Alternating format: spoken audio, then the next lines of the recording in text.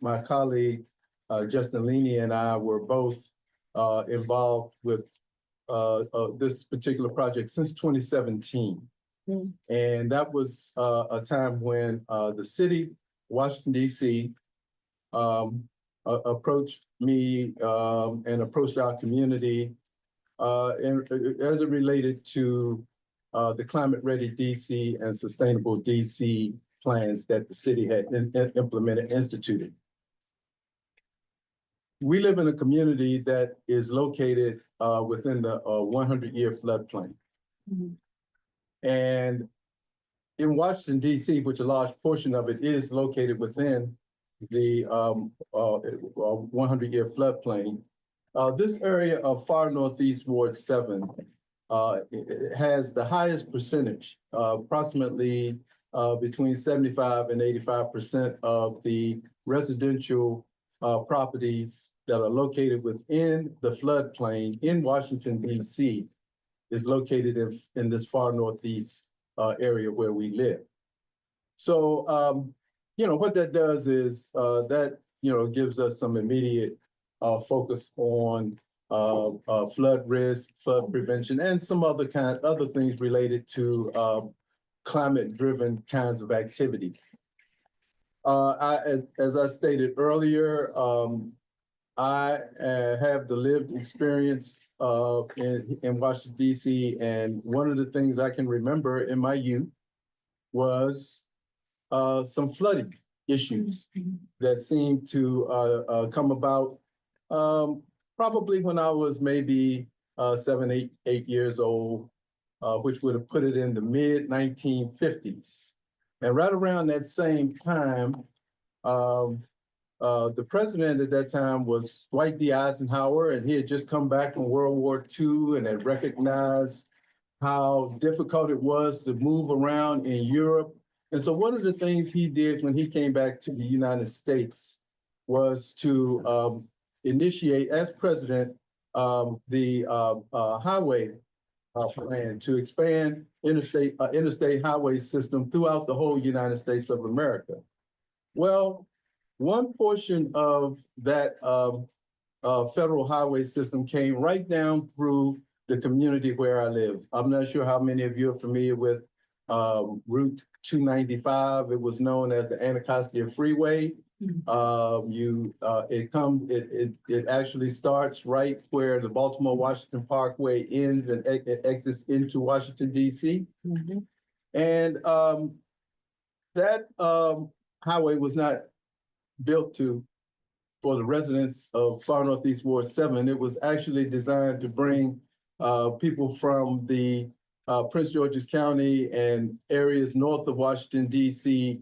to downtown Washington, where a lot of these, commuters and other folks work. So it was designed for that purpose. But what it did was it exacerbated flooding in our community. Not only did it divide existing community and take out a very large portion of a number of community serving kinds of things, from homes to schools to commercial shopping and other kinds of things, but it actually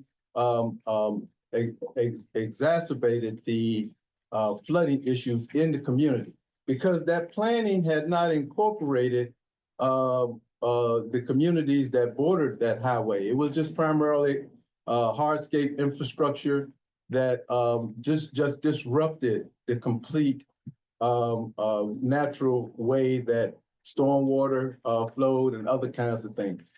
If you also notice that this particular area is in very close proximity to the Anacostia River, which is Washington, D.C.'s river that runs north-south through Washington, D.C. for about a little over 8 miles, almost 9 miles.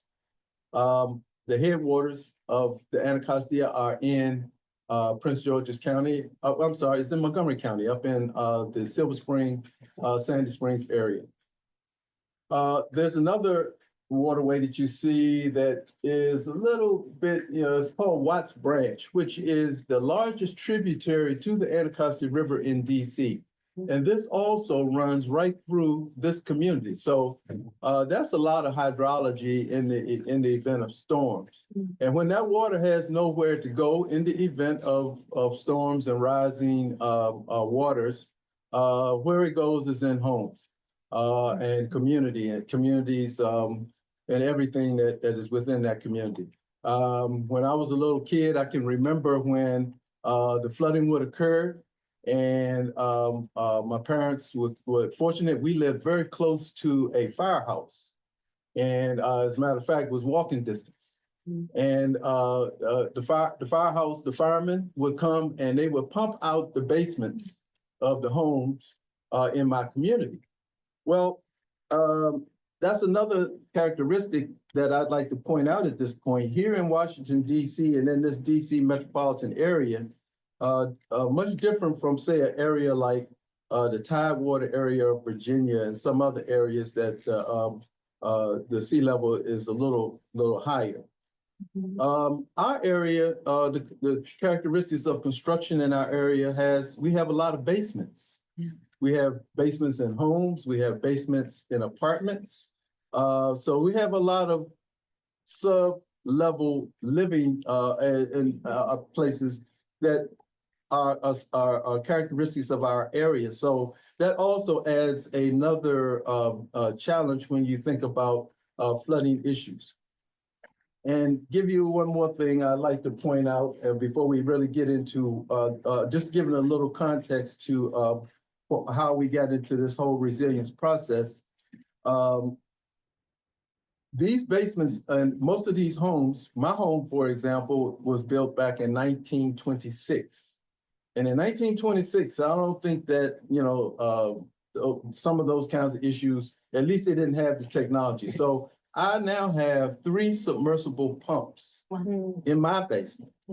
But there are a number of the homes in our community that don't have that kind of infrastructure to help, manage flood water and so forth. So this leads me to why we are involved with this process of developing a resilience program for our community.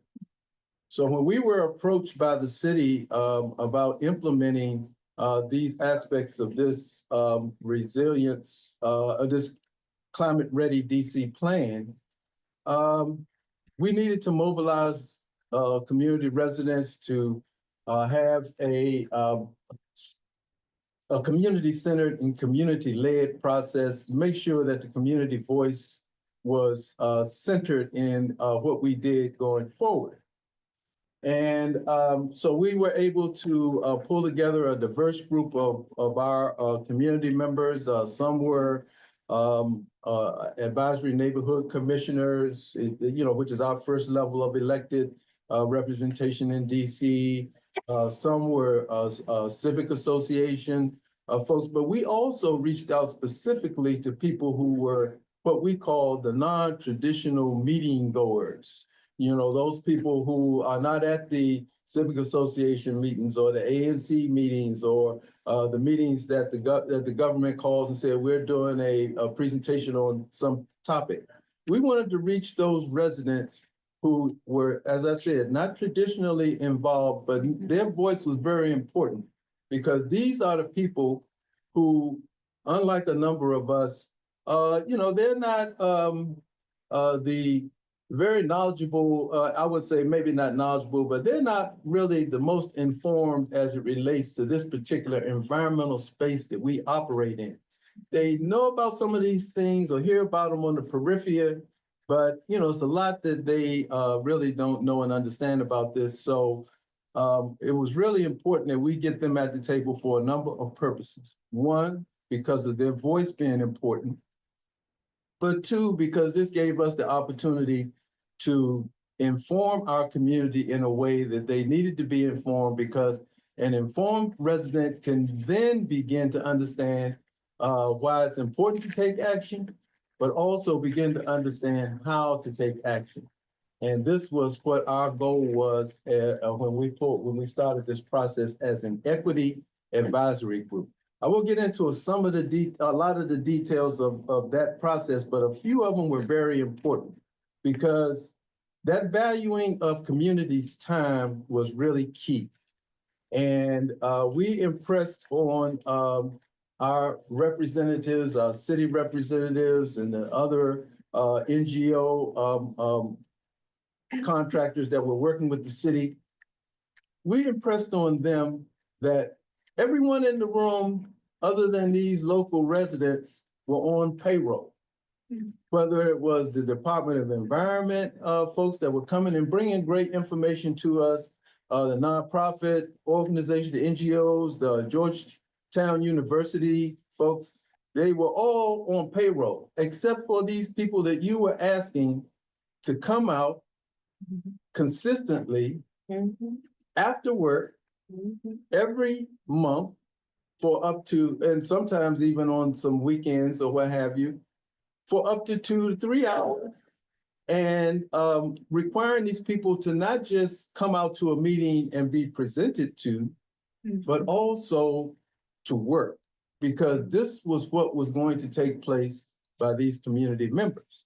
So we developed this community group, this diverse group, which was a great group. I think was somewhere in the range of between 15 to 20 people at various different times. I mean, talking about the community members, and they put certain things on the table. We were able to get the city to do some things that they traditionally hadn't been doing as related to community engagement, such as compensate these residents for this work that they were going to be doing. Not say paying them for coming to a meeting, but compensating them for this work that they were going to be engaged in, developing out this work plan and rolling this thing out that we were working on. So we put a value on the community members' time, and we're able to get stipends in the form of gift cards provided to these residents for their time coming out in the evenings. We also provided them with dinner. I mean, you know, a person gets off of work, some of them were working, some of them, you know, but they get off of work and they don't have time to go home before coming to a 5:30 or 6 o'clock meeting. And they're gonna be there for the next couple of hours and not get home to maybe after 8 o'clock, maybe 9 o'clock in the evening. They needed dinner. We needed to sustain folks. And we figured that also was a good way. You always have a good conversation. I was thinking about what we're doing here. You sit and break bread together. You know, it makes for a different kind of conversation. So we had that. We got that included. That really threw the municipal representatives off, because they said, we've never really provided food. You know, well, this was one of those opportunities to try something different, and it worked very well. We also required childcare. And so fortunately, the community center where we were located had some of those resources in place, and we were able to incorporate that into our overall programming and provided childcare as well. So those kind of key components really let the community members know that their time was valued, that they were valued, and that they could feel comfortable coming in consistently and committing themselves to this work. And over the process of a year, over the period of a year, this equity advisory group worked and developed criteria, developed goals, developed criteria, did research, developed an internal governance system for our decision-making purposes right within this equity advisory group. Something very simple: thumb up, thumb down, or put it in the parking lot and come back to it later. And it worked very well. It was a democratic process that allowed us to do this kind of decision making. And then we began to do the part of doing this work and understanding why it was important for us to do it. And the community members gained a lot of information that they didn't have previously. And then we also, began to get to the point where, after we had developed this criteria, we needed to determine what was going to be the location for this pilot of what we call resilience hub. And that process led us to where we wound up at the Fontroy Community Enrichment Center, which is the community, it was the location where we were actually holding these meetings. They were a community center located on the ground floor of a multi-family building, had meeting space and some other space that they weren't making full use of, but we saw the opportunity for it to be built out into a really good community serving entity. So they were selected as the pilot, and then we began the process of aligning our work of building out what we call a resilience hub. Now, I'll just briefly, and I'll close this portion of it up on this. The resilience hub, I want to make this very important. This is a very important point. The resilience hub is not necessarily a building. The resilience hub is actually a process. A building is key and important because it serves a number of purposes. I mean, if we didn't have this location where we could come together and meet, and utilize that, I mean, you need a community serving facility like this. We didn't want to do it in a government building, a lot of restrictions, limitations, but it was very important that it was located in this building. But it is not just a building. Even though now this building is installing rooftop solar and backup battery power, so that in the event of some kind of disruption, and I will say disruption to just put a point on using that term, that they would be able to go into a 24-hour emergency operations center mode and be able to do various things associated with providing this kind of support and programming to the community. So communications is really the very first and upfront thing that we had to really center on, because getting information out to the community and also being a repository for information coming in was very important. I spoke about the resilient power system, which is underway as we speak. I mean, this was a great accomplishment. Fortunately, Washington, D.C. has some robust alternative energy programs, especially around solar energy.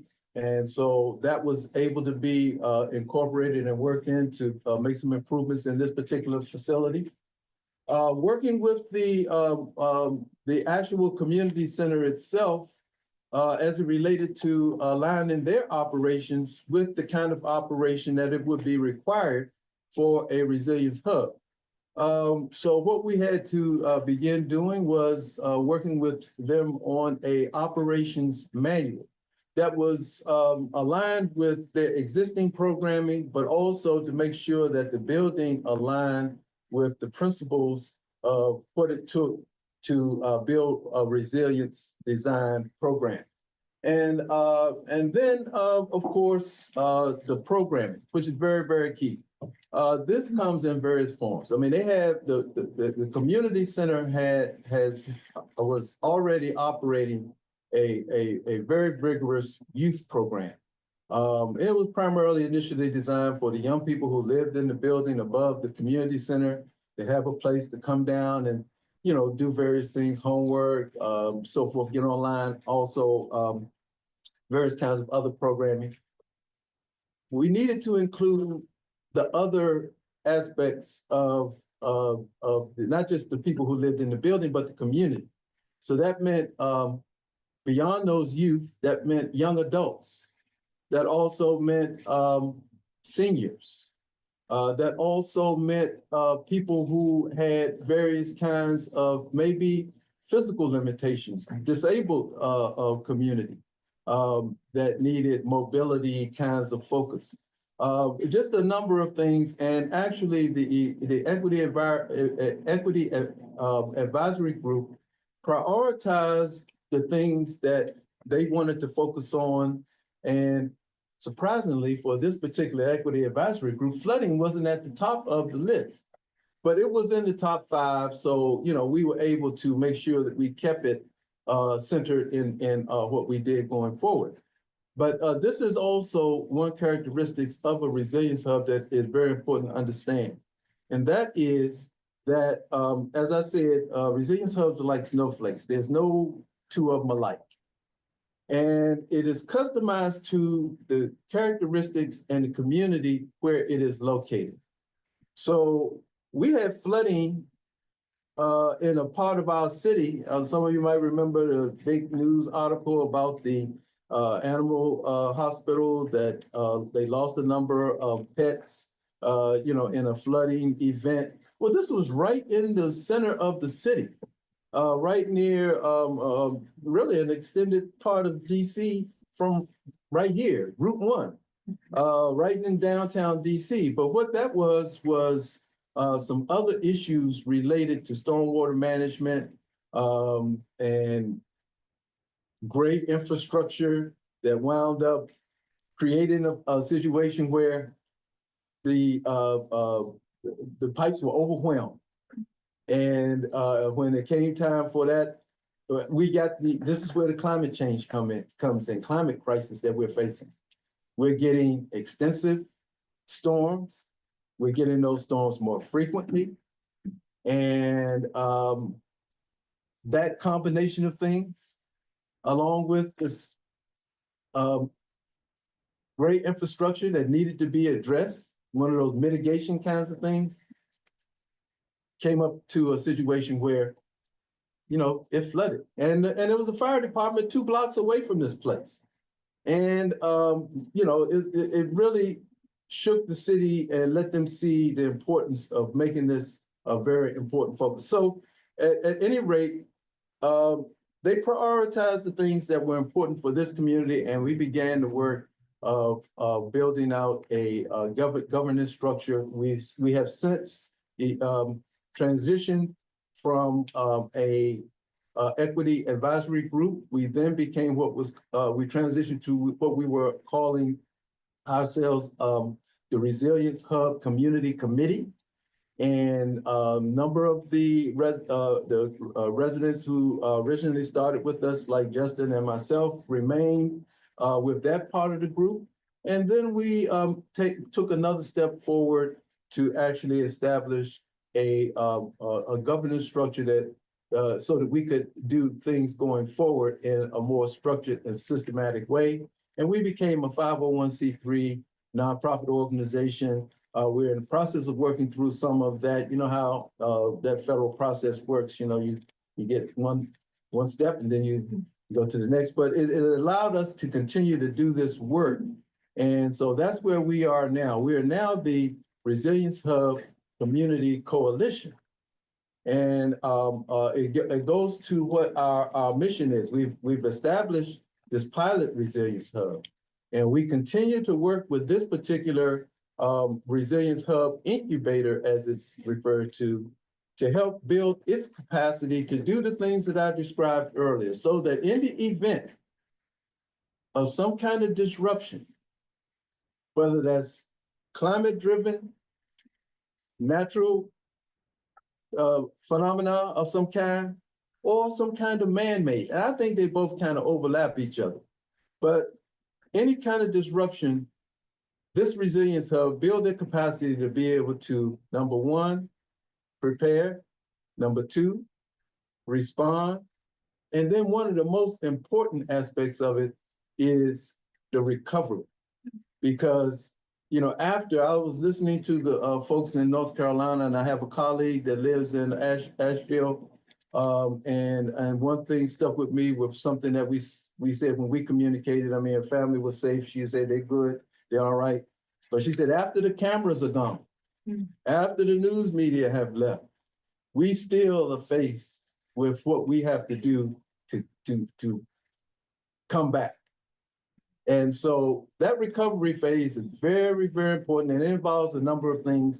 So this is what we are working to bring our community to, and get them prepared for and trained up for. We have programming that involves what's called community emergency response training that includes first aid and other kinds of critical skills in reference to this.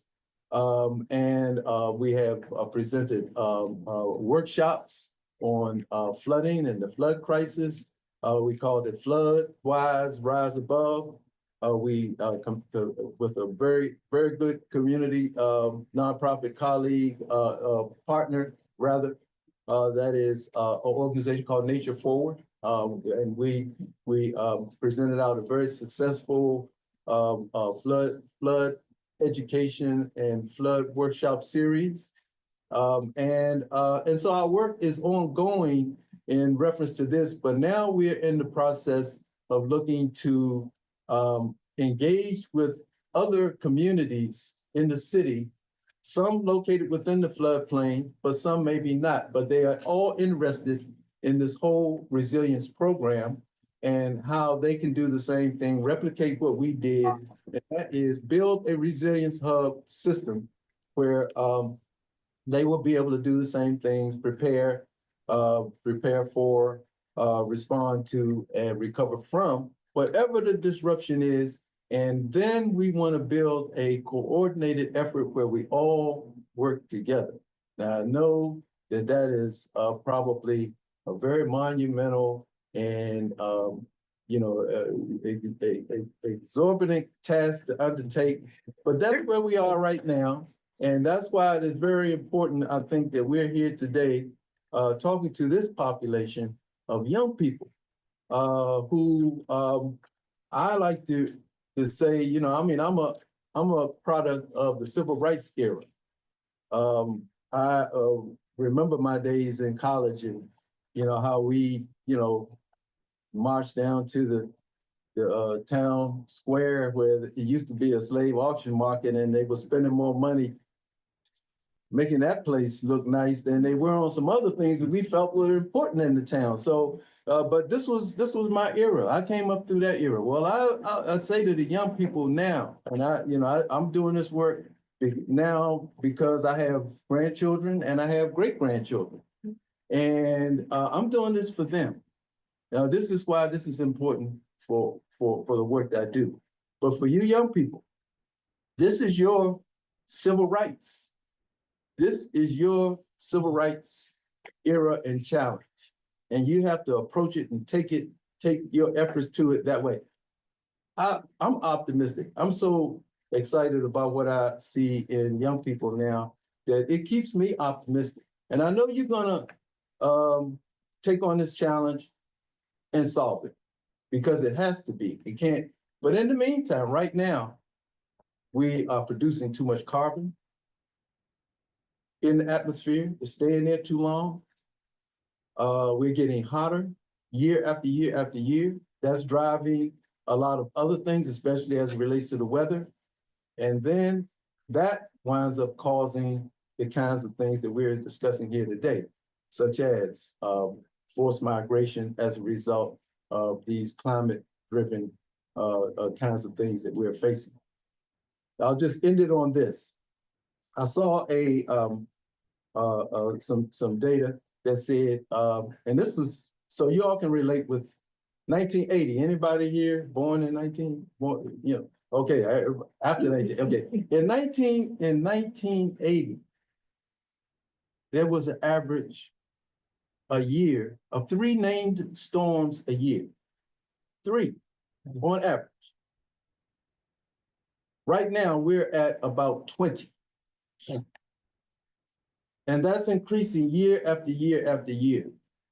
So we have to keep that in mind as to how we do and what we do going forward. So I'll leave it at that. All right, thank you so much, Dennis. I'm going to transition us to talk a little bit about, well, first, I think I'll start off with a little bit of interactivity here. So, yeah, we talked about the process through which DC government and the community representatives came together and sort of put together sort of the agenda and the list of things a resilience hub can do. We thought it would be really interesting to kind of model that process in high speed, because we don't have 8 months to do that today. So I thought we would do a little bit of that with with a tool called Mentimeter. And then after that, I figured we shift gears and talk a little bit about how resilience hubs can help prevent displacement through all sort of cycles of a disaster or a disruption. So let me, I think I pass me the keyboard there. There we go. All right, so hello.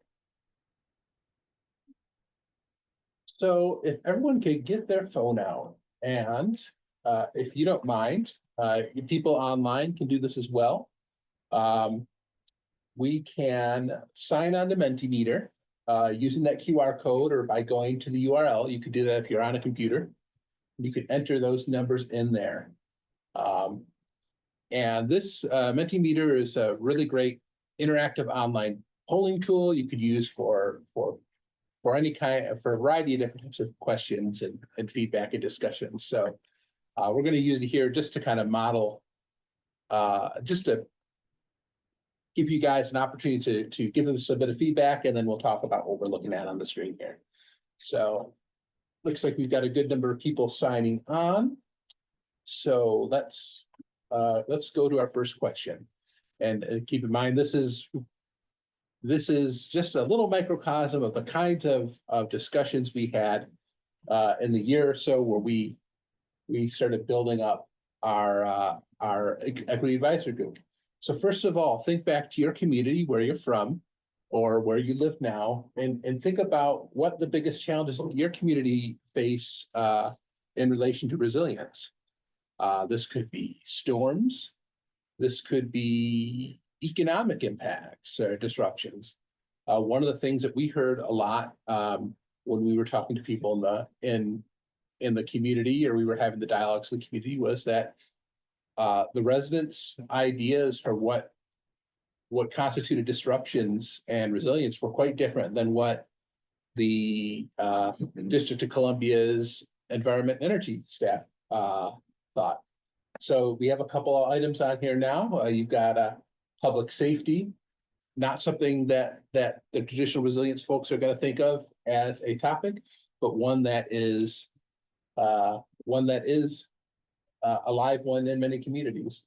Flooding taking center stage, gentrification, really good. That's an economic one. Access to resources, having done a lot of organizing work in the community in Ward 7, that was always something that was a challenge. But yeah, you could see how there's a lot of different items in there. And consequently, any community you go to, this word cloud is going to look a little bit different. And that indicates what that reflects what Dennis was saying earlier about how each resilience hub is a bit of a snowflake. Each resilient hub is going to be shaping itself in terms of its programming, in terms of its structure, in terms of offering, to address these types of the issues that are specific to that community. And that's why that community dialogue and feedback is really at the heart of what makes a resilience hub a resilience hub. I'm just going to ask everyone here, is there anything that surprises you about what you're seeing on this word cloud? Feel free to speak up or type if you're remote. The balance of social and environmental issues. Yeah. Yep, and that was something that took our friends and colleagues in environment and energy by surprise. They just did not expect that was going to be a major issue. Any other thoughts or observations?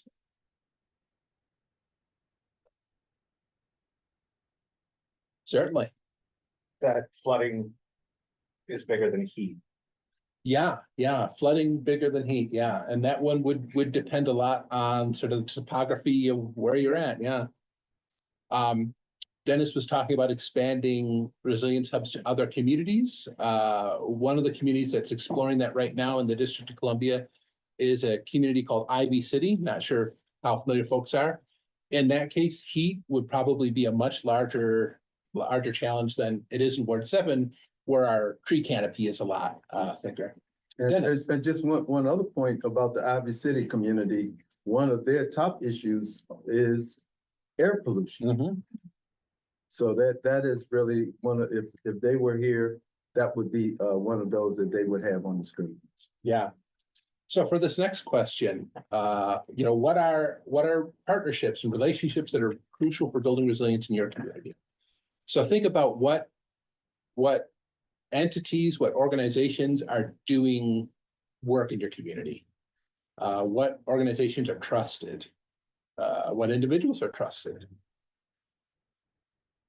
In Baltimore, for example, they have Resilience Hub, I believe was it based out of someone's townhouse? Oh, yes. Yeah, because that person is a really respected and trusted person in the community. Yep, local governments, HOAs, intergenerational coalitions here, faith-based organizations, long-term members of the community. There's a lot of good ones in here. And so I think, Dennis, you were one of the people who were kind of identifying the list of names. These are kind of the types of folks that you were looking at. Absolutely. But a significant aspect of our philosophy on resilience hubs is that we want to invest in people and organizations that are already doing work in the community.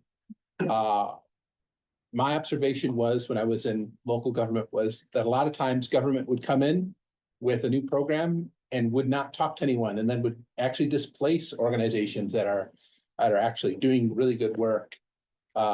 And so it was important to us to engage deeply in the community so that we were investing in and building up organizations. Because a lot of what we're doing is making communities more tight-knit and stronger, so that's one of the ways we can make them more resilient. Any observations or thoughts based on what we're looking at right here?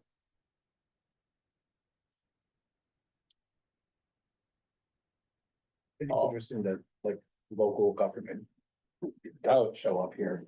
Yeah, we got local governments and HOAs. Yeah, that is local government. And yeah, it is a lot of community, which is good. Public housing residents, that can be very significant, depending on the community you're in. I'm in Kenilworth Parkside. If you're familiar with the Kenilworth Parkside Resident Management Corporation, that would be a very good example of public housing residents who organized. And in DC, we have lots of tenant organizations. So they're they advocate for conditions in the building, but they also are an excellent partner for sort of reaching those communities, hearing from them and whatnot. So how does environmental justice intersect with resilience in your community? Or maybe a community that you know of. In Ward 7, we have a long history of environmental justice challenges, but also advocacy. Dennis is one of our major figures who's got a long history of doing excellent work. But these issues will intersect with what your challenges are, and also can point to directions for potential strengths as well. You know, where people have done work in this area, or where have communities come together, you know, so we have examples that are indigenous to the community of how they organize and build strength and coalitions.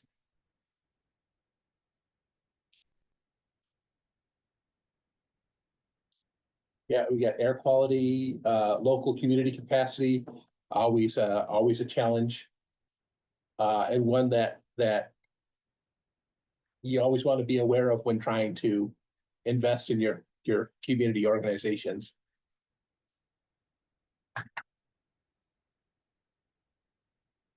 Yeah.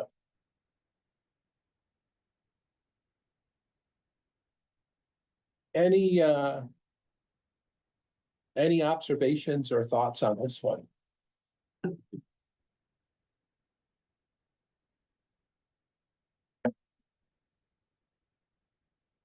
So while you're looking at it and thinking, I just want to share this.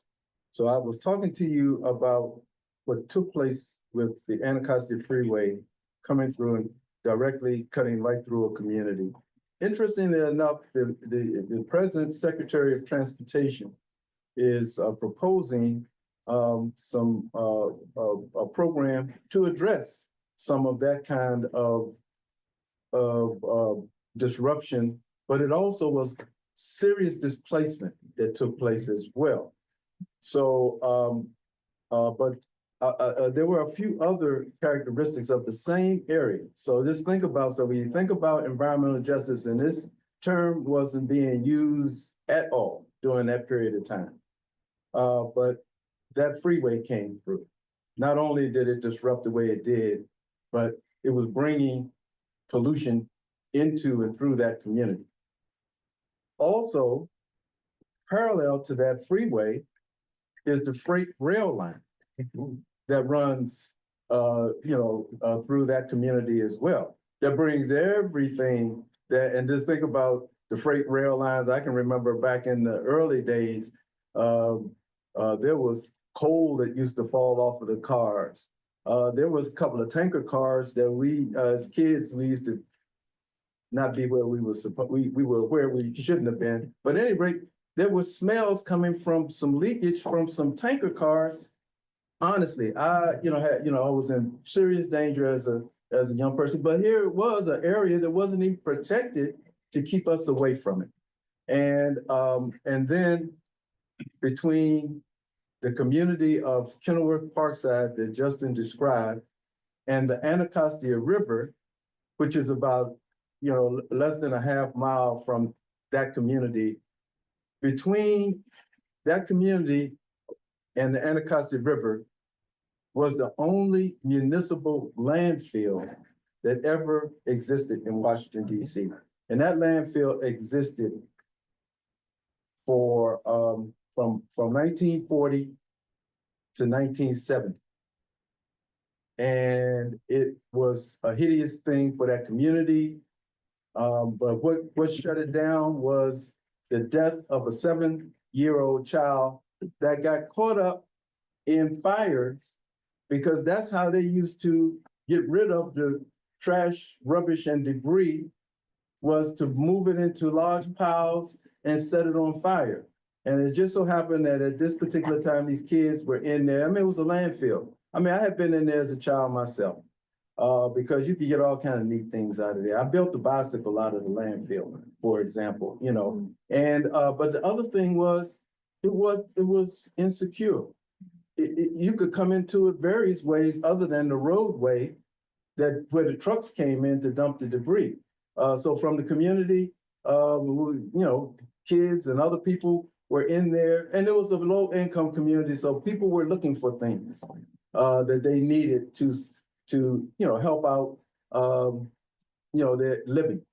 And so these are when we think about environmental justice, and sometimes we call it environmental injustice, this was, and to some extent, we're still dealing with some legacy kinds of issues related to the existence of these environmental justice issues in this far northeast Ward 7 community.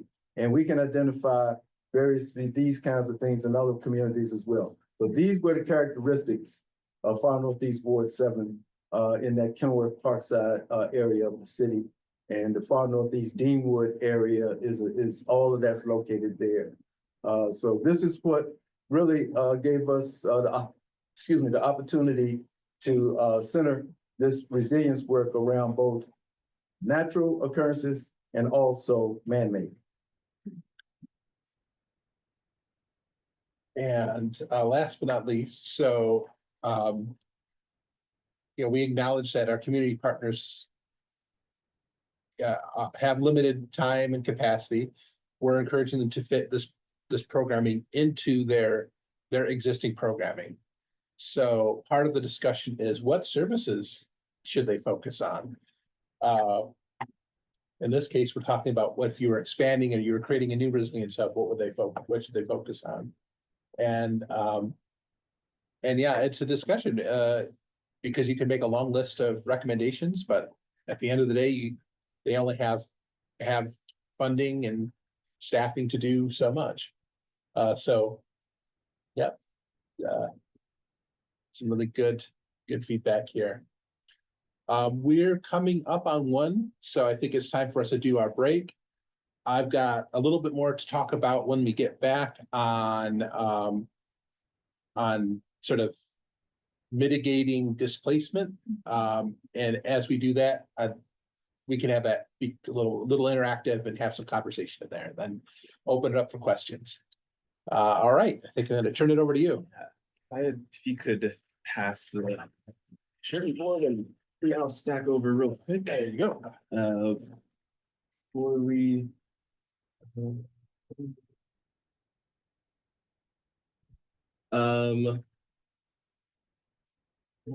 down. Here. So before I know, since we're at one, some people may have to run at one, so I want to quickly talk about our next workshop. We have our speaker, her name is Kelly Main, talking about internal climate migration in the United States. So we're going to be talking about climate displacement policy and working with communities to help prevent displacement, but also in the situations where displacement is necessary, how do we do that equitably? Still focusing on the topic of climate displacement, but we're looking at it from a different angle and from maybe a wider view of looking at the whole US. We have two QR codes also to share. One is our post-event survey, and the second is our workshop registration. So if you do have to run, please scan these QR codes. That November event is on November 13th at noon, and that'll be fully online. And it will be really helpful if you all filled out our post-event survey so that we can have feedback and how we can improve these events, because we do hope to do a few more of those this semester and next semester. So we can take a brief break now. I come back about 1:10. Good. Now speak to my colleague and friend. How you doing, Doctor? Um,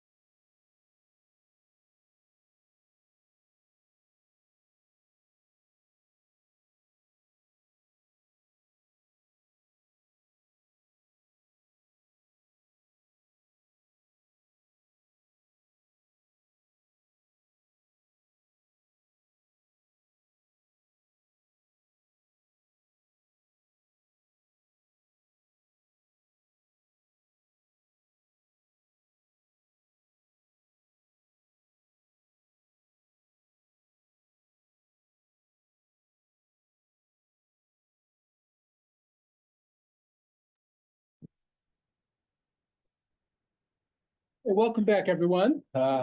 Thank you for sticking it out with us, and thank you for all of your contributions in the discussion a little bit earlier. For this next part, I want to talk about when we were talking about planning this session, we talked about mitigating climate displacement, and so I want to talk a bit about how resilience hubs can play a role in that, because that was a strength of this this concept that we originally explored way back in 2017 when we were originally fleshing this out. The idea was that we wanted to find ways to support community members to keep them in their homes during and after disasters. So before I jump into the displacement mitigation, I just wanted to just sort of touch base again on sort of how resilience hubs work in terms of working during a steady state, working during a disruption, and then working during a recovery. So this would look different. The stuff in these columns would look different for any particular community, but the general model of operating differently during these three phases is going to be consistent across resilience hubs. So the idea is that during a blue sky state or a steady state, you're doing things to help build up the community. So your community partner, your nonprofit, is going to be running its programming. It's going to be bringing people in. It's going to be building trust, building relationships between people in that community, and also providing them with training and resources. Dennis talked about the CERT program, the Community Urban Search and Rescue Program. That would be an example of something you do in a steady state that builds up the community's resilience capability in the event that a disruption should happen. And this could look like anything. It depends on what the needs and what the challenges in the community are, what the needs are, and also what your partner's good at. So you're going to want to build off the strengths, build off the programming that they're already doing. In a disruption, part of what you do here before you get there is identify the list of services that partner and that facility can provide to address that disruption. And then during recovery, recovery is often overlooked, but very, very important in terms of preventing displacement. The hub can serve as a platform for a variety of services that could help reduce and prevent that disruption. So I wanted to make sure that was in everyone's heads as we jump into talking a bit about the disaster life cycle. So I pulled this concept from FEMA, but the idea, their concept of disaster operations is that you kind of have an ongoing life cycle with disasters. You have a steady state, which is mitigation and preparedness. So that's things you could do to build up that community, build up that facility, to be more resilient in the face of a disaster. You have a disruption, which could be something we think of as a disaster like flooding, or it could also be economic disruptions. In the case of Fonterey Center, COVID-19 was a disruption, and the Fonterey Center in that case responded to it by producing masks. If everyone remembers, or they don't care to remember, but if everyone remembers the beginning of COVID-19, it was really hard to get masks. Well, they had a sewing program, so they turned their space into a little mini factory for masks. So that would be an example of response. And then in recovery, it's doing things to make sure people can stay and move back into their homes that damaged and repaired, and that they can begin to recover and move on with their lives. So I'll just walk through briefly, and then I'll kind of open the floor for example ideas from people as we go into this. So, starting with mitigation. FEMA talks about mitigation as actions you could do to reduce the cause, impact, and consequences of a disaster. So if you think about part of mitigation is identifying what your hazards are in the area with that community, talking to them, and identifying things that no one else may know about. They're kind of the experts at what happens in their neighborhood. But other things other things that you could do and that we kind of have pushed for is investing in those community serving organizations. Another key aspect of our programming has been to build community capacity to advocate their needs to government. So that hazards that they identify, they're better positioned to advocate for solutions to, so they never rise to the level of a disruption. And then one thing we do a lot of is providing information on resilience, on climate change, on environmental justice, so that people have are aware of the concepts, how those concepts affect them, and are better able to prepare. So if you were doing a resilience hub in your community, what are some example mitigation activities you might think of?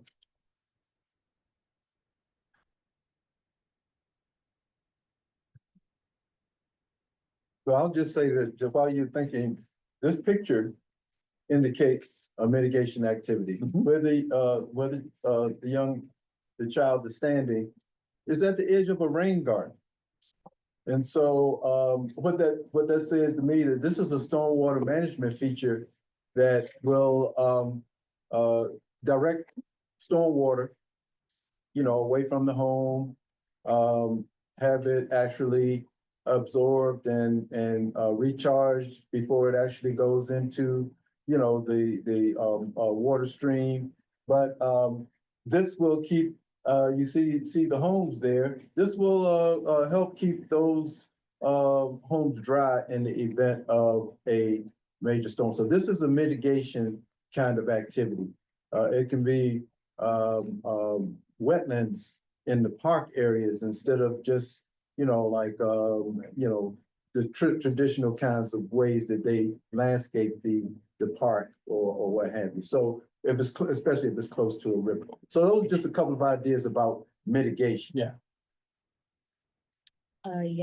This is actually a personal story. In my parents' neighborhood, there is a lake nearby. So the neighborhood organization started to do flood prevention in the sewer to drain off rainwater because it was a prevalent problem. So that just reminded me of that, another activity. Anyone else have any other ones they want to share? Certainly. Yeah, the organization that I'm with, we're right in the middle of a capital improvement project for Greenway. There. Regrading parking lot, everything. Yeah. So some examples of some things we've done, we've helped connect community members to a couple of programs in DC. One is River Smart Homes, which equips homes with rain gardens and rain barrels and other things. Another program we've connected people with is called Flood Smart, which is retrofitting homes with flood proofing. That's especially important for folks like Dennis, who've got what they call nuisance flooding that happens frequently, but could be a sign of risk as well. Another example would be educating people about flood insurance. We did a series of trainings this year, educating them about what their flood risk was, and then educating them about what flood insurance was, and what was covered and wasn't covered. And in terms of equipping people with knowledge, that was extremely valuable because it ends up no one knows anything about flood insurance. So you could use that kind of training almost anywhere, and it would be valuable. Before we move on, I just want to read a message from our chat from Robin Lewis talking about mentioning some other mitigation activities, including like planting native plants and gardens, as well as implementing permeable pavement. Yeah, permeable pavement. Yeah, and that's what you're talking about doing too. Yeah. Yeah, and the permeable pavement along with other ways of softening those surfaces, such as removing those impervious surfaces and installing various forms, whether it's pavers or other things. In Washington, for example, there was a couple of demonstration projects that we were able to get out in Ward 7 that have been a part of some projects, and one, for example, that I found out about when they did it was a permeable concrete. And instead of the traditional sidewalks that you normally see, these sidewalks are actually permeable concrete, where the water actually percolates through the concrete into the groundwater instead of running off and into the storm drains as they traditionally do. So we're gonna move from mitigation to preparedness, and these two are very similar. Mitigation means sort of reducing or eliminating the source of a problem, and preparedness is more preparing, having plans to address a disruption. So if there's a disruption that you can't mitigate away completely, this is where you have your work with your community to develop plans on how to address it. Some ways we've done that in our programming has been through our floodwise training. We did trainings on, for example, how to build an emergency kit, or how to clean up flooding, or what to be aware of if you have flooding or a disruption in your home. We call that sort of psychological first aid for disasters. Just helping people be aware of what they might go through if they are ever faced with such a disaster. Also helping people identify plans, communication plans for maintaining contact with their family, or where to meet up if they have to go somewhere. Stuff that can be life-saving, but also help people respond to a disruption that affects their home. Well, we'll get into response in a moment, but yeah. So I'm coming from Southern California, Yeah. where we get wildfires seasonally, and one of the things that I did at the advice of someone that I should have done earlier was just have a bag, like one of those cases that's waterproof, fireproof. Yep. With all like pertinent documents, birth records, insurance information. Yeah. And just have that ready to go. And those are things that I think you don't realize you need Right. to have in one place to grab Yep. until you get that. And then the other thing was signing up for your local alert system. Yep. So that you know when it's a difference between an issue on the horizon and it's go time. Right. And then always having some like plan, like we said, for Yeah. departure. Yeah. A lot of preparedness is kind of low cost, low effort, but very high impact in terms of how people are going to be able to get through a disruption. Anyone have any other thoughts or experiences? Oh, yeah. Yeah, I mean, I think particularly for younger generations where like isolation is a much bigger concept.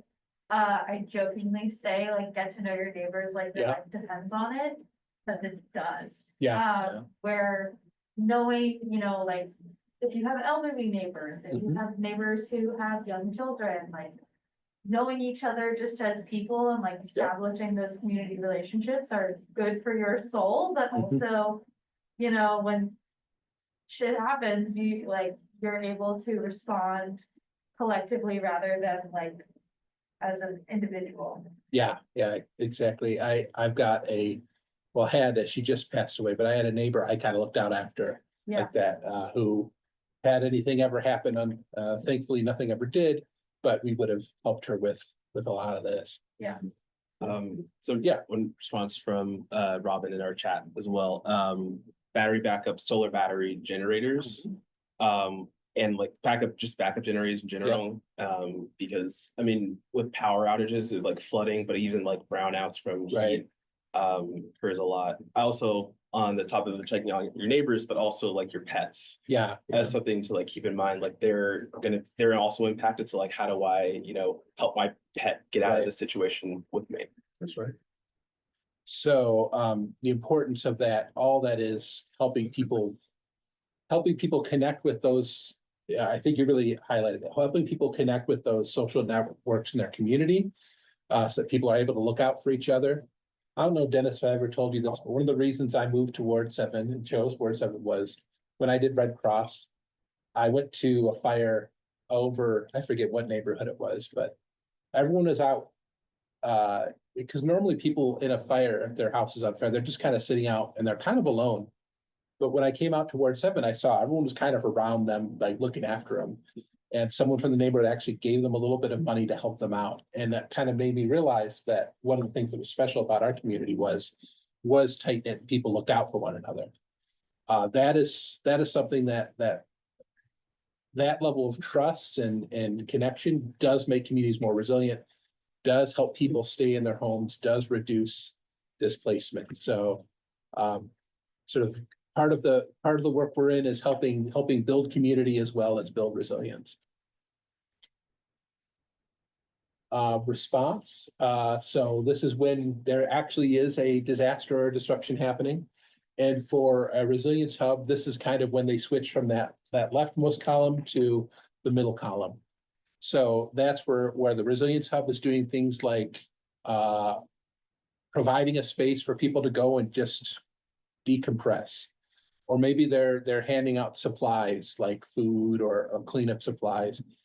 You know, really at the disruption stage, in the response stage, you're worrying about the imminent threat to life and homes and all of that. So One of the things. Yeah, Dennis. And one point on that is, in reference to resilience hubs, they are not necessarily sheltered. Yeah. But with the resilience network like the one we're working to build, there will be sheltering places incorporated in that network. It could Yeah. be a school or a recreation center, or local churches or what have you, or even depending on the size and scale of it, the city would help identify those locations where people would be able to shelter. But as we said, we're looking to build the local capacity. So building out that resilience network is going to be very key. So now we're working to get the schools and the churches and the recreation centers, civic association centers and so forth, to buy in on this so that we can all, kind of work in harmony as we move forward with building out this process. Yeah, one of the key functions for Resilience Hub in this phase is getting good information out to people. So being a source of trusted information, so we could relay people to a shelter or another service that they need. That way also, we're not expecting the Resilience Hub itself to try and provide all those services. It could be a platform to provide a space for that or to provide information for that. So when you think of disruption, oh yeah, go. I was just gonna add that sometimes you also need to plan for people who are not plugged into a social Right. support system. Yeah. Like people who are unhoused, for example, who may not be, receiving information through Right. The same channels that we're receiving information, but whose needs actually are greater. Right. That's a really good point. Ensuring that you're engaging your place where unhoused people and people who aren't necessarily connected traditionally can get resources and information. And language barriers. Yeah, language barriers are a big one. And definitely something you want to be aware of when you're sort of having your initial conversations. Who's in your community, what languages are spoken, and what you need to do to engage different cultures. Because they're going to have different needs and different sensitivities. Anyone else have any thoughts or observations about response and resilience hubs? And this photo is actually in Justin's neighborhood. Yeah. This was around what? Yeah, 20? I took the 2021, I think. Yeah, I think I took that one. Right, and this neighborhood is very close to the Anacostia River. So this is an example of a coastal flood as well. When you think about but it's also overwhelming. The stormwater system was overwhelmed. So this can result. Yeah, and in this particular case, if you think about flood disruptions, thankfully the houses weren't affected, but some of the folks' cars were, which most people would think of as inconvenience, but some of those people they made their living through deliveries and driving people around, and it was a significant disruption in terms of their ability to make their income, and it says, And one characteristic of this particular, especially right here where this neighborhood and where the street is located, for example, just a couple of blocks east of where you see these houses located, there's a park. It was at one time a 1 acre empty lot in the neighborhood that couldn't be built on, so developers weren't interested in, getting it built out for homes or what have you. So it was able to be converted into a park, a stormwater a demonstration park. This particular park captures 100% of the rainfall that falls on this park stays in that park. But also the adjoining streets that border this particular park, the stormwater is diverted through curb cuts and into rain gardens that are located within this park that also has pretty much eliminated flooding on some of those adjacent streets where it used to in the past. So, utilizing these kinds of things or building in this kind of blue-green infrastructure also is very helpful. So that's, reusing a space that really was kind of like a derelict for a place for the community because it wasn't very maintained as an empty lot. Other than just maybe periodic lawn services. But now it's a 100% stormwater capture park and helping to mitigate. So it's an example though also for things that can be done in other parts of the community similar to that where it can maybe mitigate some of those challenges. and then recovery, which can be a very long period for a lot of disasters. During the recovery period, you're focusing on building back after the disaster and looking forward, looking to mitigate future disruptions as well. We haven't done a whole lot with recovery yet with our hubs. Thankfully, we haven't had disruptions where we've needed to do that. But some things to think about during this stage, or we anticipate doing during this stage, is really pulling in those community networks, providing training and space for casework, because a lot of disaster recovery is doing paperwork that's very tedious and is very easy to make errors on, and also educating people about their rights in terms of appealing rejections for insurance payouts or disaster services. When we were doing our floodwise trainings, I was doing some research on that, and one of the things we were finding is that a lot of environmental justice communities had far higher rates of rejection on paperwork for disaster response than other communities. And one of the reasons why we found was that people were having difficulty sort of keeping their appointments to have someone come and inspect their home. So there's a lot of prep work and training that we know we can do to equip residents to better navigate those bureaucratic processes, to be effective, to get the recovery resources that are owed to them. But yeah, in this case, it's a lot of providing information, providing a space, and sort of being flexible and responsive to the needs that arise during that recovery process.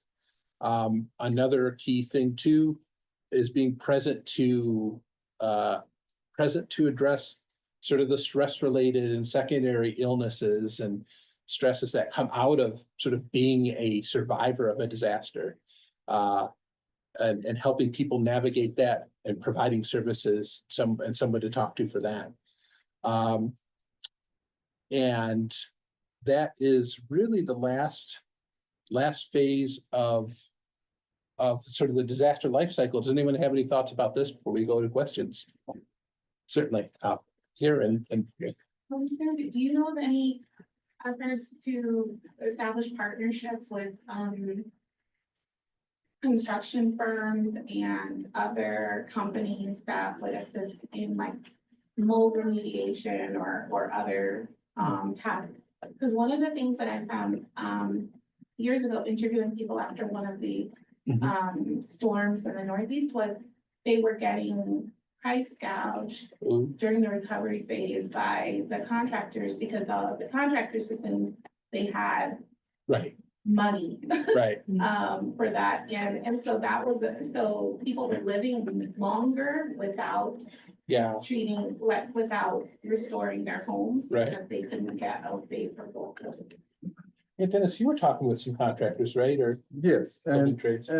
so, yeah, and we have, some things have been, are focused on rather, and are being worked on to be addressed through some of those kinds of experiences. I mean, we think now, Katrina it was 20 years. We're basically like at the 20-year anniversary of Katrina, where, it was kind of the example of a lot of those things that wound up having, us to learn from and build off of folks. That was a migration event that caused mass migration in this country, I think that we hadn't seen for a long, long time. We're connected with an organization called, it's a regional organization, which is part of a national, but it's a regional organization that's in the Mid-Atlantic region called the Mid-Atlantic Volunteers Organized Against Disasters, VOAD. And there is a DC chapter of VOAD that, and this organization has partnered with it, like the American Red Cross. It has organization of veterans who respond to do all kinds of things, whether it's like board up a house after a fire or remove debris that's been the result of some kind of disruption of what have you, and other kinds of resources. So it's important to develop these kinds of partnerships and build on the kinds of things that you're talking about. But at the same time, through this program that Justin mentioned, we have the River Smart Homes program and River Smart Communities program in DC through our Department of Energy and Environment. But one of the other programs that's still being developed out is what we call it was the flood. Flood Smart, yeah, excuse me, yeah, brain freeze.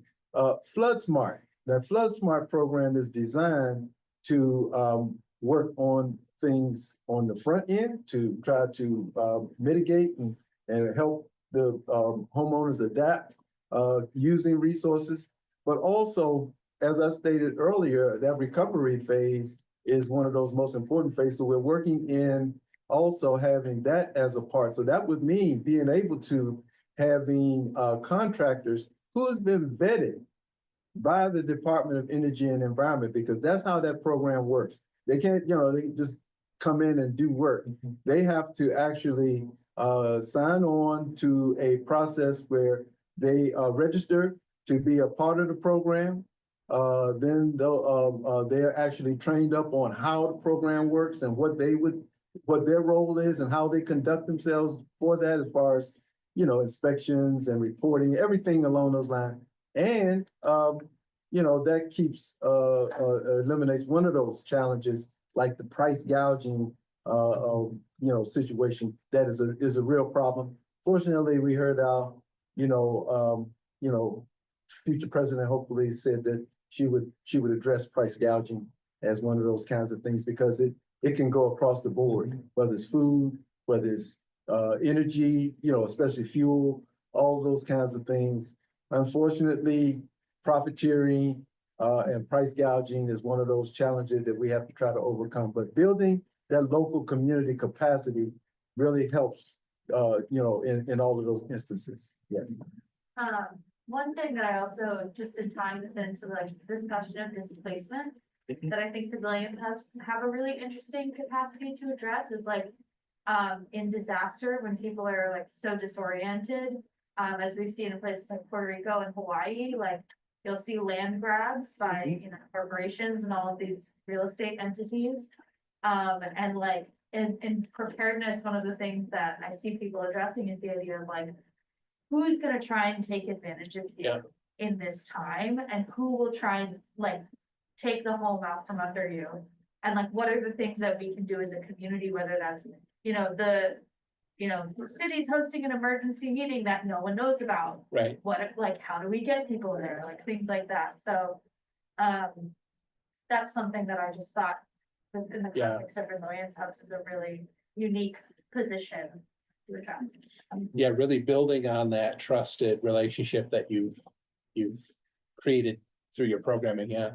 And that's why, it really a focus on, you know, working with, trusted community entities, whether those are, you know, local heroes, those, that one person in the community, they may not be the budding conservationist, environmental, any of that, but they are that person in the community, that hero, shero, who, you know, can get connection and communication, and they are the person that if you go to that person, then you can reach a lot of other people. So even with, but also the establishment of a resilience hub in a trusted community facility, whether that's a church or whether that's some other community serving, that people are comfortable with interacting and know them to be a trusted entity. Certainly. So you said resilience hubs are the people, not the building. How do you, like, obviously you have a board and you have a couple members that are, you know, the constant, but then do you have volunteers that in an emergency are going to come to that building? And how do you get the word out that you are there and that you are that source for the community in a way that will actually be leveraged in the event of a disaster? So regarding the first one, we've been working with our partner and with the district government to build a operations manual for resilience hubs. So, and that's kind of part document that says, here's all the things that you said you're gonna do. So here, but it's also part process, it's part. So if we're gonna do X, Y, and Z, here's what we need to do in terms of getting people in there to do that. So we're working with them to identify the partners who are gonna fill those roles so it can function during a disruption. In terms of outreach and engagement, a lot of it's, I think, a lot of shoe leather type stuff. It's getting out in the community to events, tabling, going to community meetings. Or I know we're launching our website, building up our social media as well, so we can help get information out about the facility itself, but also as the facility brings in people for its programming, sort of taking time to talk about its resilience hub programming so that people have that associated in their minds with, for example, at the Fontroy Center, they do hand dancing for seniors. So part of what they do, that seniors come there to do hand dancing, but now they also know it's a place they can go to get assistance during a disaster.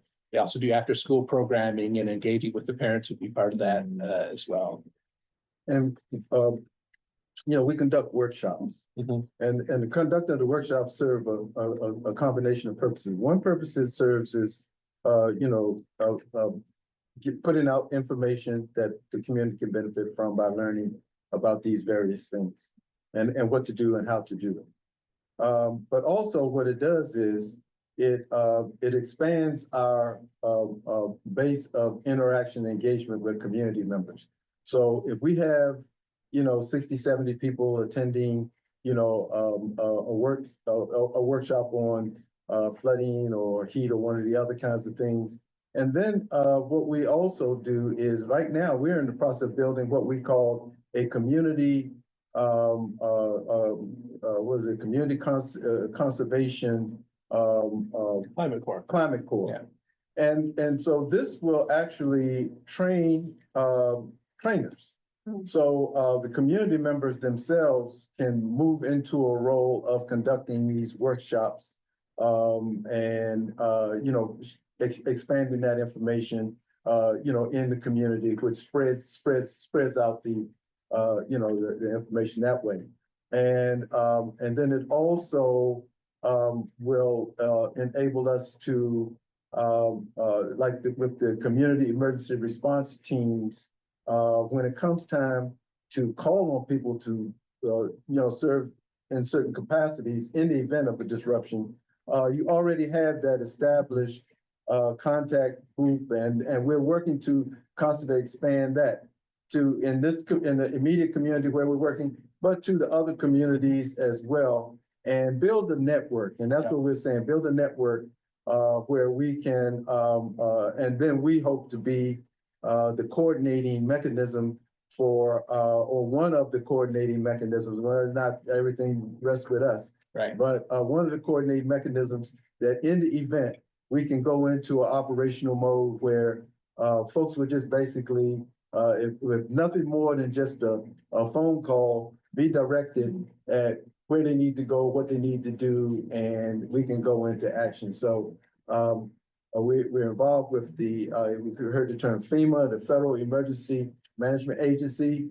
We're also involved very strongly with NOAA, the National Oceanic Atmospheric Administration. And then our local DC Homeland Security and Emergency Management Agency. And I've personally gotten an opportunity to visit their emergency operations centers. And they even stated they have community liaisons so that that we are connected to. And in the event of them needing to come to our community, we will be able to accommodate them, and they can bring the resources of these these particular agencies to the local community and address it that way. So it's really a building capacity kind of activity that we have to engage in. Certainly. Yeah, just listening in, I can tell that community is really like a great standpoint in intervention methods. I know that someone did mention when we were having the previous discussion about after the pandemic, there's been a rise in isolation among community members. So how do you think that intervention methods may change given that community is not what it once was? So I think having done a number of community meetings and sort of working in the space professionally, I think it's increasingly important for you to offer multiple ways of engaging. So yeah, like 2019, if we were doing this meeting, we probably wouldn't be doing a hybrid meeting, for example. Mm-hmm. Whereas my experience has been doing hybrid meetings in the community. If you've got someone who can provide that technology and service, you can double the number of people you have at that meeting. Moreover, you can also record that meeting, and then people later on could go and engage. That way you're providing multiple avenues for engagement.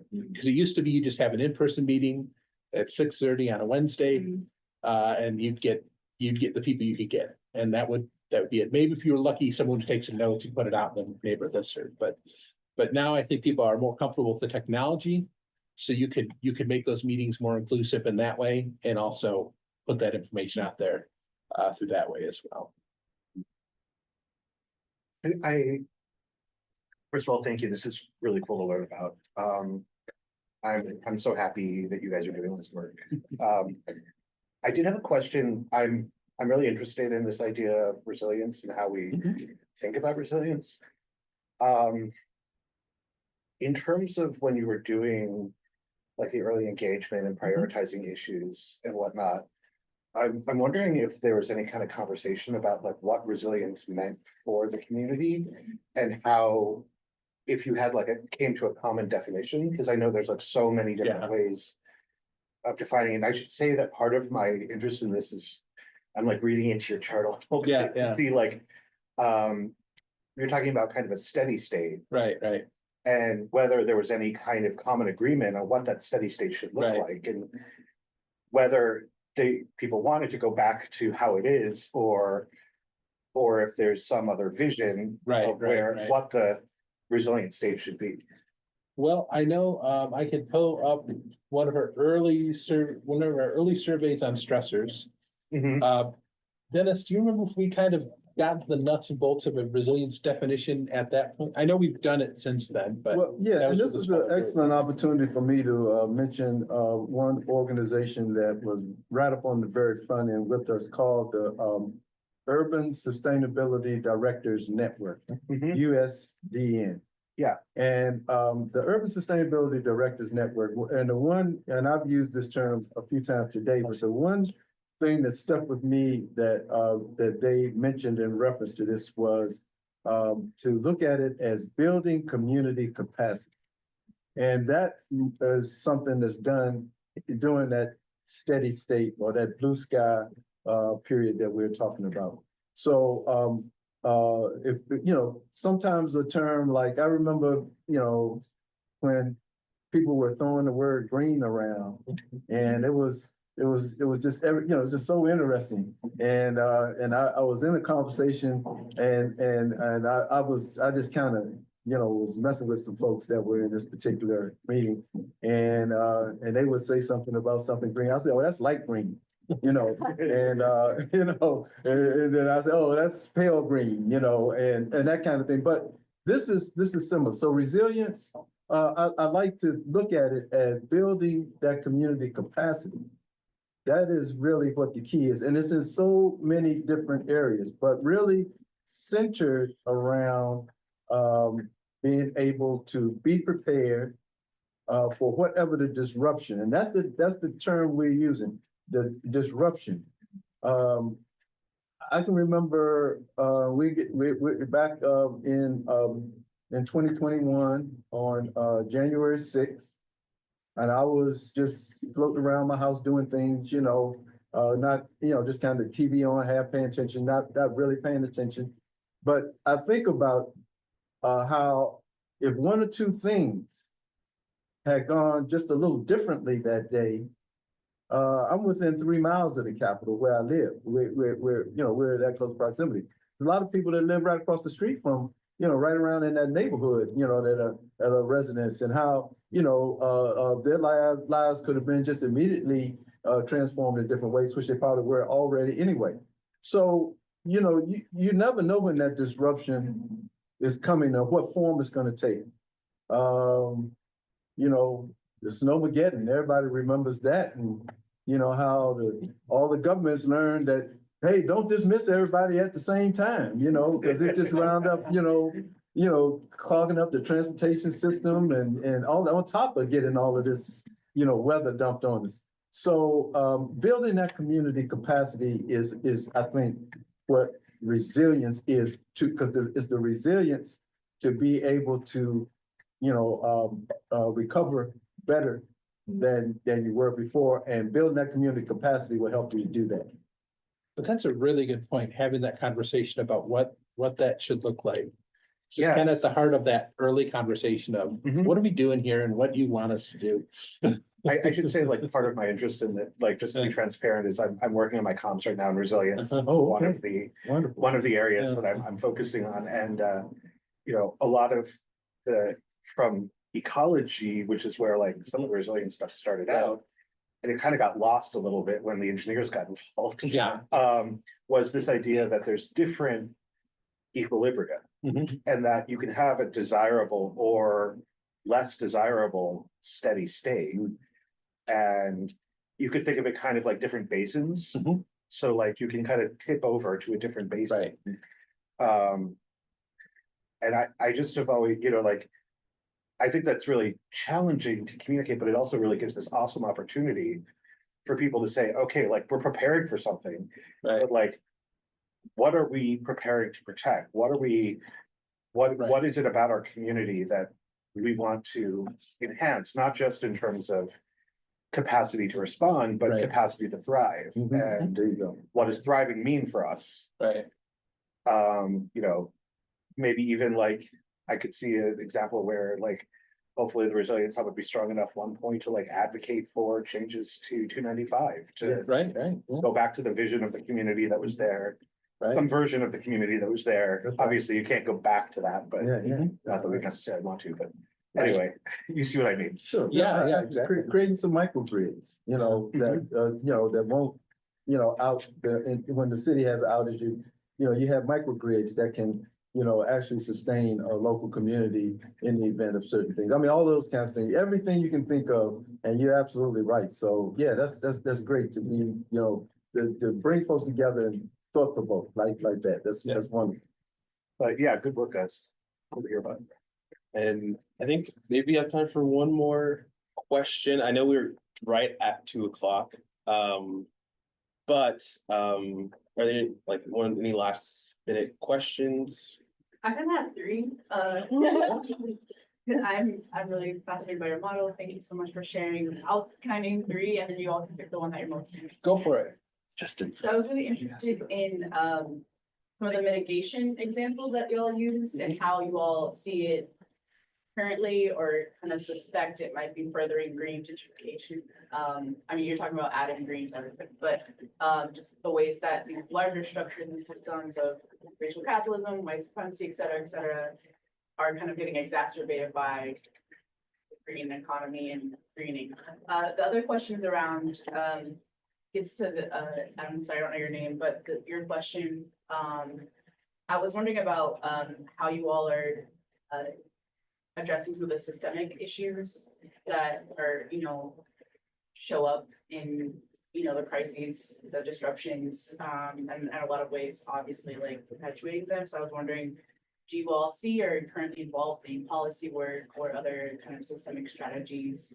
And my last question is just thinking about like, you all noted earlier about democratic decision-making processes that you all are building out and your governance structure building out. So I was wondering about if you could speak to that at all. And I think especially thinking about community participation, are you all a base building, like membership organization, or is it more so like bringing folks in for programming? Just wondering like, how is that like, I think also Dr. Langmoff was talking about this a bit, like how do you kind of sustain that community participation in all aspects of the organization? So 3 questions, would love to hear your thoughts on one of them if you have. Regarding the last one, this is one I think about a lot, and one we've talked about a lot as well, because when we sort of one of the lessons we got early on from our engagement was the importance of sort of making it easy for people to volunteer or compensating people for their time, providing the childcare, providing the meals, being kind of one of the lessons we learned about if you want to bring people in and keep them there for a long time, like make it worth their while. In terms of decision-making, right now we bring people in for programming, but we also try to stay in touch with them. One of the things we're looking to build out is our advisory board. So in addition to our governance board, we want to build out a board that focuses and talks about the neighborhood issues, talks about the policy issues, and kind of reproduce some of the compensation that we use when we were bringing people initially. So compensating them for their time. Also sort of doing a little bit of capacity building for them as well, because not only is it a good way of sort of maintaining that community connection, but also it's a way of sort of identifying advocates and potential leaders and that kind of thing. So we want to invest in folks a little bit. And then, one of, in terms of the green gentrification issue, one of the major pillars of the work of our hub, and one of the concepts we thought of very early on in the EAG was ensuring that we were building up people who are engaging in the program. So we talked a lot about job training, and I know, Dennis, you could speak to that much more since you're far more versed in that, but we saw that as a way of addressing some of the issues that folks identified very early on. in terms of the types of programming we connect people to, those are, I think. We're trying to ensure that people are able to take advantage of those programs like the River Smart Homes and the River Flood Smart Homes on their homes. So that they're able to recover a little more quickly. But Dennis, Yeah. on job training, you probably can speak much more Yeah, intelligently on that than I can. sure, absolutely, and I'll keep it brief. Building a resilient or workforce. And so what that basically means is transforming a lot of what people do, but aligning it with the resilience requirements and needs. So and so and as we stated, there's one of the ways that we're doing that is by building out this, what we call this climate core, which, involve both youth and adults. And then in the process, I mean, for example, there's a study that's just getting ready to start that we've been made aware of, multi-million-dollar study called the Watts Branch flood. I think it's a flood risk mitigation study of some kind on the actual tributary that runs through this community, and it has a lot of blue-green infrastructure incorporated in it. Well, we're getting the community at the table on that, because just to keep it short, if you're not at the table, you're on the menu. And so those kinds of things we're looking to build out as we move forward. And then a part of building that climate ready and that resilience workforce really means working to a lot of those traditional kinds of jobs that people have been doing. I mean, there is a quote unquote green element of it, whether that's in the construction industry.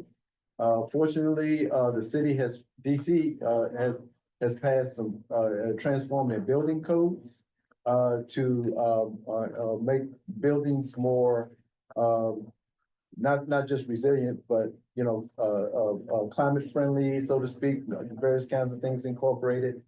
And so we are engaged in is definitely advising on some of the policy and decisions, like that. And this is the reason I refer to myself as a civic ecology practitioner, and with a real emphasis on the civic and the practitioner part. A lot of people hone in right on the ecology. You're an ecologist. No, I'm talking about a particular kind of action and function, because our municipal governments, or our federal government, our state and federal governments, are very, very important in this process. And the one thing to keep in mind, those entities are working with our money.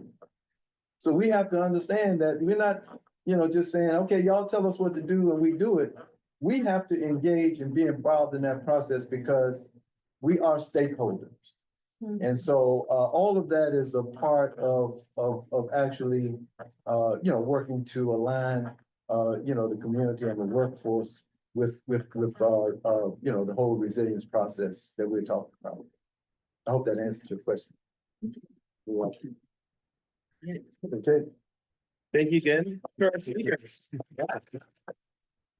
Really appreciate you both coming out, and this has been such a wonderful workshop. So thank you again to you both for speaking, and thank you for everyone for